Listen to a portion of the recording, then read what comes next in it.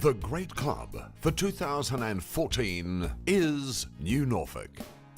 Football was played on a social basis in New Norfolk in the mid-1860s, making the district one of the earliest in Tasmania to play the game. The New Norfolk Football Club's origins date from that time, but officially appear from 1878, making it one of a handful of clubs that emerged in the 1870s, one of the oldest clubs in Tasmania, if not the oldest continuously playing club. After 69 years in country competitions, New Norfolk moved to the big time in 1947, along with rivals Clarence, as the Tasmanian Football League expanded after the Second World War ended.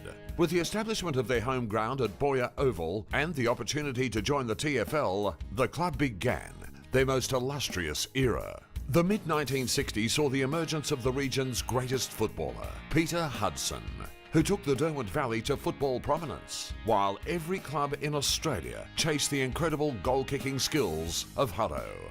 I came from playing with Upper Derwent to New Norfolk, and I was still at school, and I started on the same day as Percy Jones. He played with North Hobart and I played with New Norfolk, so we were a couple of 16-year-olds playing senior footy.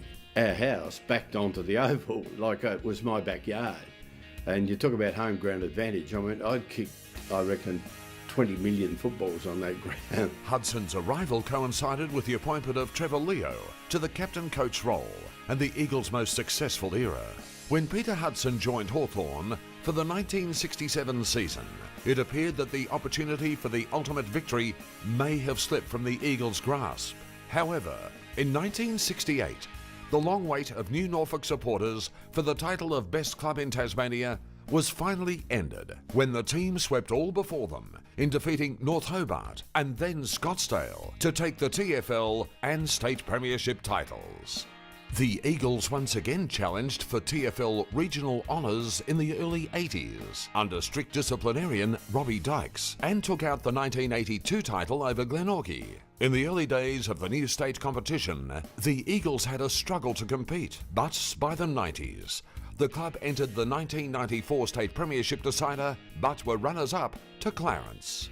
When the structure of Tasmanian state football underwent a drastic overhaul at the end of the 1990s, New Norfolk found itself in the newly reformed Southern Tasmanian Football League, where the club has established itself as a key member of the competition. New Norfolk has enjoyed its most successful era so far as Premierships won is concerned in the last decade. The club has dominated the Southern Football League since 2009, playing in every grand final and achieving 2 premiership doubles in 2009 and 2010, and then again in 2012 and 2013. A total of 23 country and regional senior premierships, plus 1 state flag, is creditable enough, but when one peruses a list of some of the illustrious names to have taken to the field over the years wearing the Eagles' black, red and white, one's admiration increases still further.